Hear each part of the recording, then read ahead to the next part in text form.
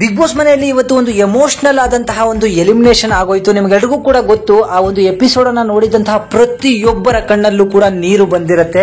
ಯಾಕಂತ ಹೇಳಿದ್ರೆ ತುಂಬಾ ಜನ ಹೇಳ್ತಾ ಇದ್ರು ಎಲಿಮಿನೇಷನ್ ಅಂತ ಹೇಳಿ. ಬಟ್ ಮಲ್ಲಮ್ಮನ ಎಲಿಮಿನೇಷನ್ ಇದೆ ನೋಡ್ರಿ, ಸಿಕ್ಕಾಪಟ್ಟೆ ಜನಕ್ಕೆ ಎಮೋಷನಲ್ ಆಗಿ ಫೀಲ್ ಆಗಿ ಕಣ್ಣಲ್ಲಿ ನೀರನ್ನ ಕೂಡ ಹಾಕೊಂಡ್ಬಿಟ್ರು.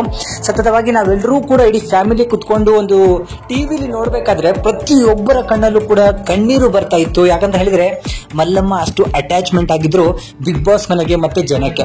ಮಲ್ಲಮ್ಮ ಅವರು ಹೊರಗಡೆ ಬಂದಿರೋದು ವೋಟ್ ಇಲ್ಲದೆ ಅಲ್ಲ, ಹೊರಗಡೆ ಒಂದು ಪ್ರಾಬ್ಲಮ್ ಆಗಿರೋದ್ರಿಂದ ಅಂತ ಹೇಳಿ ಖಂಡಿತವಾಗಿ ಗೊತ್ತಾಯ್ತು. ಅಲ್ಲೂ ಒಂದು ಕ್ಲೂ ಅನ್ನ ಕೊಟ್ಟರು ಬಿಗ್ ಬಾಸ್ ಅವರು, ಹೊರಗಡೆ ಒಂದು ಸಿಹಿ ವಿಚಾರ ನಮಗಾಗಿ ಕಾಯ್ದಿದೆ ಅಂತ ಹೇಳಿ.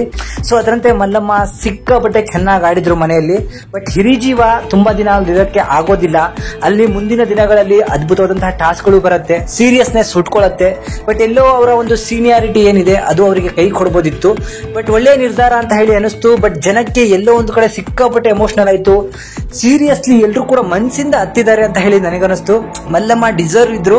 ತುಂಬಾ ಒಂದು ತಿಂಗಳ ಕಾಲ ಬಿಗ್ ಬಾಸ್ ಮನೆಯಲ್ಲಿ ಇರುವಂತದ್ದು ಸಾಮಾನ್ಯವಾದ ಮಾತಲ್ಲ.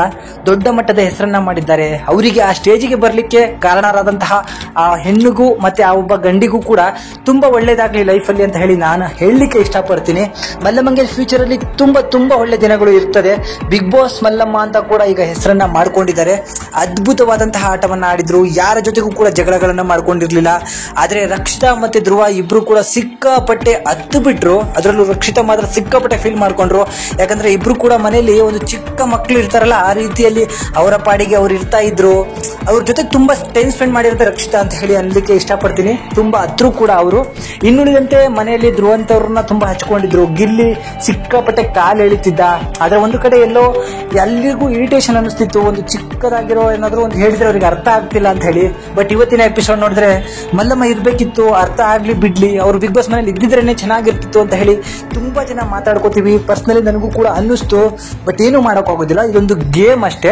100 ದಿನಗಳ ಕಾಲ ಗೇಮ್. ಅದರಲ್ಲಿ 30ಕ್ಕೂ ಹೆಚ್ಚು ದಿನಗಳ ಕಾಲ ಇದ್ದು ಹೋಗಿದ್ದಾರೆ ಅಂದ್ರೆ ಅವರು ಗ್ರೇಟ್ ಅಂತಾನೆ ಹೇಳ್ಬೋದು.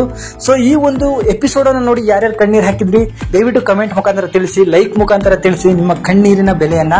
ಸೊ ಮಲ್ಲಮ್ಮನ್ಗೆ ಫ್ಯೂಚರ್ ಅಲ್ಲಿ ತುಂಬಾ ಒಳ್ಳೇದಾಯ್ತು. 1.5 ಲಕ್ಷ ಪ್ರೈಸ್ ಗಳನ್ನು ಕೂಡ ಕೊಟ್ಟು ಕಳಿಸಿದ್ದಾರೆ. ಹೊರಗಡೆ ಅವರಿಗೂ ಮೊಮ್ಮಗು ಕೂಡ ಆಗಿದೆ. ಆ ಖುಷಿಯಲ್ಲಿ ಮಲ್ಲಮ್ಮ ಅವರು ಹೋಗಿದ್ದಾರೆ. ಬಿಗ್ ಬಾಸ್ಗೂ ಕೂಡ ಒಂದು ಮಾತು ಹೇಳ್ತಾರೆ, ನೀವು ಒಂದು ಹೆಸರು ಹೇಳ್ಬಿಡ್ರಿ, ಅದೇ ಹೆಸರನ್ನ ನಾವು ಇಟ್ಟು ಬಿಡ್ತೀವಿ ಅಂತ. ಸೊ ಮುಗ್ಧ ಜೀವ ಅಂತ ಹೇಳಿ ಇದಕ್ಕೇನೆ ಹೇಳುವಂತದ್ದು.